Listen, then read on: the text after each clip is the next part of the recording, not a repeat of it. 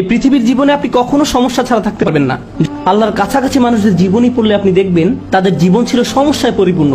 যখন মানুষ আপনাকে বলতে থাকে আল্লাহ তোমাকে অপছন্দ করেন, তাই তোমার জীবনে এসব ঘটছে, বিপরীতে আপনিও ভাবতে শুরু করে দেন আল্লাহ মনে হয় আমাকে শাস্তি দিচ্ছেন। আমাদের সবারই জীবনে কোনো না কোনো সমস্যা রয়েছে যা আমাদের শান্তিতে ঘুমাতে দেয় না।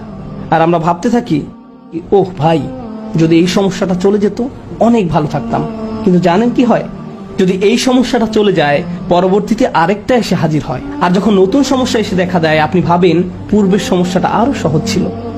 এটা তো অনেক বড় সমস্যা। আপনি যদি আল্লাহর উপর ভরসা রাখতে পারেন, আল্লাহ আপনাকে কি দিবেন? তিনি আপনার সমস্যা শেষ করে দেন না। এই পৃথিবীর জীবনে আপনি কখনো সমস্যা ছাড়া থাকতে পারবেন না। যদি সমস্যা চলে যেত, তাহলে ইয়াকুব আলাইহিস সালামের জন্য আমাদের তুলনায় অনেক আগেই সেটা দূর হয়ে যেত। যদি ঈমান থাকার মানে হয় আপনার কোনো সমস্যা থাকবে না, তাহলে মরিয়ম আলাইহিস সালামের কোনো সমস্যা থাকা উচিত ছিল না। রাসূল সাল্লাল্লাহু আলাইহি ওয়াসাল্লামেরও কোনো সমস্যা থাকার